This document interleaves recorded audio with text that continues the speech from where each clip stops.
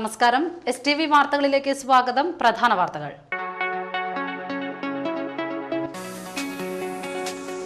Somalian കടൽക്കൊള്ളക്കാരിൽ നിന്നും മോചിതരായ മലയാളികൾക്ക് ജന്മനാട്ടിൽ വൻ സ്വീകരണം. പെരിഞ്ഞനത്ത് CPM BJP സംഘർഷവുമായി ബന്ധപ്പെട്ട് ഒരാളെ പോലീസ് അറസ്റ്റ് ചെയ്തു. കുറ്റിലക്കടവ് സ്വദേശി കോച്ചാട്ടിപ്പറമ്പിൽ സൽമാനാണ് പിടിയിലായത്. തൃപ്രയാർ തേവരുടെ ഗ്രാമപ്രദക്ഷിണം തുടരുന്നു. ബുധനാഴ്ച നടക്കൽ പൂരവും പുത്തൻകുളത്തിൽ ആറാട്ടും നടത്തി. വാർത്തകൾ വിശദമായി. സോമാലിയൻ കടൽക്കൊള്ളക്കാരിൽ നിന്നും മോചിതരായ മലയാളികൾക്ക് ജന്മനാട്ടിൽ വൻ സ്വീകരണം. മാപ്രാണം സ്വദേശി ഡിബിൻ ഡേവിസ്, കരുവന്നൂർ സ്വദേശി സ്റ്റാൻലി വിൻസെന്റ് എന്നിവരാണ് ഇന്ന് പുലർച്ചെയോടെ വീട്ടിലെത്തിയത്. റോയൽ ഗ്രേസ് എന്ന കപ്പൽ ഒമാൻ തീരത്ത് നിന്നും സോമാലിയൻ കടൽക്കൊള്ളക്കാർ റാഞ്ചിയത്. 5 മലയാളികളടക്കം 17 ഇന്ത്യക്കാർ ഉൾപ്പെടെ ബന്ദികളാക്കിയ കപ്പൽ ഈ മാസം 17-നാണ് കടൽക്കൊള്ളക്കാർ വിട്ടയച്ചത്. വീട്ടിൽ തിരിച്ചെത്തിയ ഡിബിനെയും സ്റ്റാൻലിയെയും കാണാൻ ബന്ധുക്കളും നാട്ടുകാരും ജനപ്രതിനിധികളും എത്തിയിരുന്നു. തങ്ങളുടെ മോചനത്തിനായി പ്രാർത്ഥിക്കുകയും പ്രയത്നിക്കുകയും ചെയ്ത നാട്ടുകാരോടും സംസ്ഥാന കേന്ദ്ര സർക്കാരിനോടും ജനപ്രതിനിധികൾക്കും മാധ്യമപ്രവർത്തകർക്കും ഡിബിനും സ്റ്റാൻലിയും നന്ദി പറഞ്ഞു. സഹകരിച്ച എല്ലാ കേരള ഗവൺമെന്റ്, സെൻട്രൽ ഗവൺമെന്റ്, എല്ലാ രാഷ്ട്രീയ പ്രവർത്തകന്മാര്, എല്ലാ മീഡിയാസ്, എല്ലാ നമ്മുടെ എല്ലാവരും അടുത്തും ഞാൻ നന്ദി പറയണം. ആദ്യം തന്നെ നന്ദി പറയാണ്. വളരെ സന്തോഷമുണ്ട്. ഇപ്പോൾ ഇവിടെ വീട്ടിലിപ്പോൾ നിൽക്കണേ. ഞാനിപ്പോൾ എൻ്റെ വീട്ടിൽ ഇപ്പോൾ സോമാലിയിലായിരുന്നപ്പോൾ, കപ്പലിലവിടെ ആയിരുന്നപ്പോൾ ഞാൻ എന്ന് വീട്ടിലെത്തും ഒരു പ്രതീക്ഷ എനിക്കില്ല. ഇപ്പം എനിക്ക് ഒരു കൊല്ലമായപ്പോൾ അവിടെ നിൽക്കണേ. എന്ന് വീട്ടിലെത്തും, എൻ്റെ വീട്ടുകാരൊപ്പം എന്ന് നിൽക്കാൻ പറ്റും, എനിക്കൊന്നൊരു ഐഡിയ ഉണ്ടായിരുന്നില്ല. ആ ഒരു പ്രതീക്ഷ വീട്ടിലെത്താം, പക്ഷെ എന്നൊരു ബുദ്ധിമുട്ട് മാത്രം എന്നൊരു ചോദിച്ചിട്ട് എനിക്കുണ്ടായിരുന്നു. ഇന്ന് ഞാനിപ്പോൾ എൻ്റെ വീട്ടിലാണ് നിൽക്കുന്നത്. ഒരുപാട് സന്തോഷമുണ്ട്. സോമാലിയൻ കടൽക്കൊള്ളക്കാരിൽ നിന്നും നേരിടേണ്ടി വന്ന പീഡനങ്ങളുടെ അനുഭവങ്ങളും ഇവർ വിവരിച്ചു. സോമാലിയൻ കോസ്റ്റിൽ നിന്ന് ഇന്ത്യൻ കോസ്റ്റിൽ നിന്ന് 350 നോട്ടിക്കൽ മൈൽ ദൂരത്തുനിന്ന് വെച്ചാണ് ഞങ്ങൾ പിടിച്ചിരുന്നത്. അവിടെ ഞങ്ങളെ പിടിച്ച് അവർ 7 ദിവസത്തെ അറ്റാക്ക് ചെയ്ത് പൈററ്റ്സ് അറ്റാക്ക് ചെയ്താണ് ഞങ്ങൾ പിടിച്ചത്. അവിടെ പിടിച്ചതിന് ശേഷം ഞങ്ങൾ അവിടെ തിരിച്ച് കൊണ്ടുപോയി അവരുടെ സോമാലിയൻ കോസ്റ്റിലേക്ക് കൊണ്ടുപോയി. 1000 മേലെ നോട്ടിക്കൽ മൈൽ പോയിട്ടാണ് ഞങ്ങളവിടെ ആങ്കറിട്ട് കിടന്നിരുന്നത്. അവിടെ ആങ്കറിലേക്ക് കിടന്നതിന് ശേഷം ഞങ്ങൾ വളരെയധികം ബുദ്ധിമുട്ടായിരുന്നു. സ്റ്റാർട്ടിങ്ങിൽ കുറച്ച് മാസങ്ങളൊക്കെ വളരെ എളുപ്പമായിരുന്നു. ഞങ്ങൾക്ക് അവരുടെ എല്ലാം അഡ്ജസ്റ്റ് ചെയ്യാൻ പറ്റുമായിരുന്നു അവരുമായിട്ട്.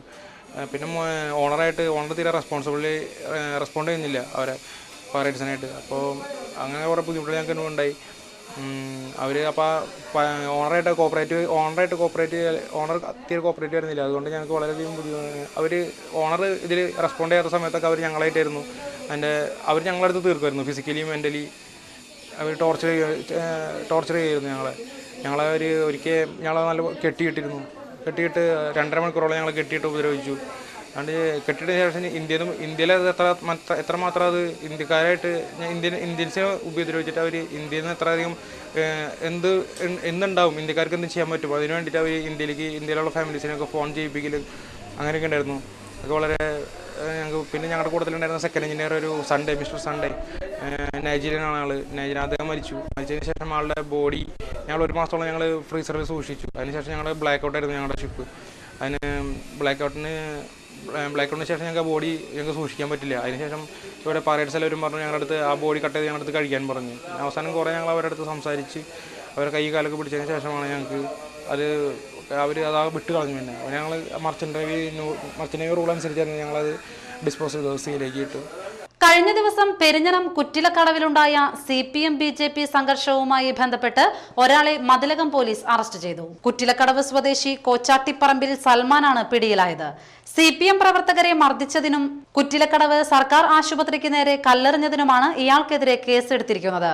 കഴിഞ്ഞ ദിവസം രാത്രി 10 മണിയോടെ കുറ്റിലക്കടവിൽ പോസ്റ്റർ പതിക്കുന്നതിനെ ചൊല്ലിയാണ് സംഘർഷം ഉണ്ടായത്. കേസിൽ 4 പേരെ കൂടി ഇനി പിടികൂടാനുണ്ട്. കോടതിയിൽ ഹാജരാക്കിയ പ്രതിയെ റിമാൻഡ് ചെയ്തു.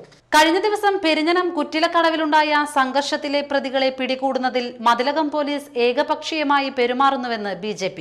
സംഘടനത്തിൽ പരിക്കേറ്റ് DYFI BJP പ്രവർത്തകരായ 4 പേർ ആശുപത്രിയിൽ കഴിയുന്നുണ്ടെങ്കിലും കൊടുങ്ങല്ലൂർ OK ആശുപത്രിയിൽ കഴിയുന്ന 2 പേരുൾപ്പെടെ 5 BJP പ്രവർത്തകർക്കെതിരെ മാത്രമേ പോലീസ് കേസെടുത്തിട്ടുള്ളൂവെന്നും BJP പ്രവർത്തകരെ മർദ്ദിച്ച CPM-കാരെ പോലീസ് സംരക്ഷിക്കുകയാണെന്നും BJP കുറ്റപ്പെടുത്തി. പോലീസ് നടപടിയിൽ പ്രതിഷേധിച്ച് സമരപരിപാടികൾക്ക് തയ്യാറെടുക്കുകയാണെന്നും BJP നേതാക്കളായ പോണത്ത് ബാബു, KA മനോജ്, TS പ്രകാശൻ എന്നിവർ പത്രക്കുറിപ്പിൽ അറിയിച്ചു.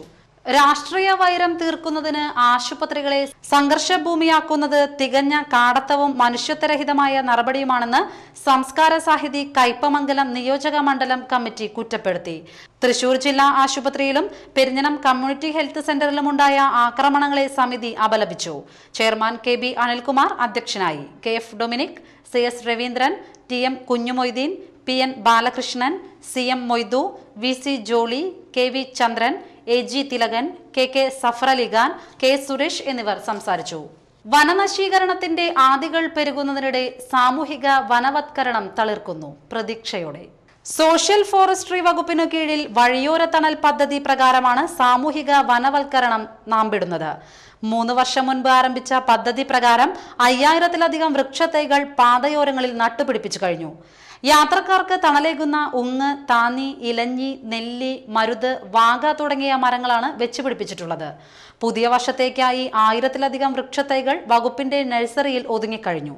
കുന്നംകുളം, വടക്കാഞ്ചേരി ഭാഗങ്ങളെ കോർത്തിണക്കി ചിയാരം, ഇയാൽ, മരത്തംകോട്, നടത്തറ, നെല്ലിക്കുന്ന് തുടങ്ങിയ ഭാഗങ്ങളിലാണ് വഴിയോര തണൽ പദ്ധതി പരീക്ഷണാടിസ്ഥാനത്തിൽ നടപ്പാക്കിയിട്ടുള്ളത്. പഞ്ചായത്ത് അടക്കമുള്ള തദ്ദേശ ഭരണ സ്ഥാപനങ്ങൾ ആവശ്യപ്പെട്ടാൽ ആ ഭാഗങ്ങളിൽ വകുപ്പ് മരങ്ങൾ നട്ടുപിടിപ്പിക്കും. ഇലക്ട്രിക് പോസ്റ്റുകൾ, കടകൾ, കലുങ്കുകൾ തുടങ്ങിയ തടസ്സങ്ങളില്ലാത്ത ഭാഗങ്ങളാണ് പദ്ധതിക്കായി പരിഗണിക്കുന്നത്. ദേശീയപാത 47-ൽ പദ്ധതി നടപ്പാക്കുന്നതിനായി ചാലക്കുടി ഭാഗമാണ് തെരഞ്ഞെടുത്തിട്ടുള്ളത്. എന്നാൽ 3 പതിറ്റാണ്ട് മുൻപ് സാമൂഹിക വനവൽക്കരണം നടപ്പാക്കിയ ദേശീയപാത 17-ൽ മരങ്ങൾ വെട്ടിമാറ്റുന്നതിന് അപേക്ഷകൾ കുന്നുകൂടുന്നത് ആശങ്കാജനകമാണെന്ന് സാമൂഹിക വനവൽക്കരണ വകുപ്പ് ജില്ലാ അസിസ്റ്റന്റ് കൺസർവേറ്റർ പറഞ്ഞു. വികസന ഭീഷണി നിലനിൽക്കുന്നുണ്ടെങ്കിലും കോട്ടപ്പുറം തൊട്ട് ചാവക്കാട് വരെയുള്ള ദേശീയപാത 17-ൽ അടുത്ത വർഷം തണൽ പദ്ധതി നടപ്പാക്കുമെന്ന് അദ്ദേഹം കൂട്ടിച്ചേർത്തു. ഇനിയൊരു ഇടവേള.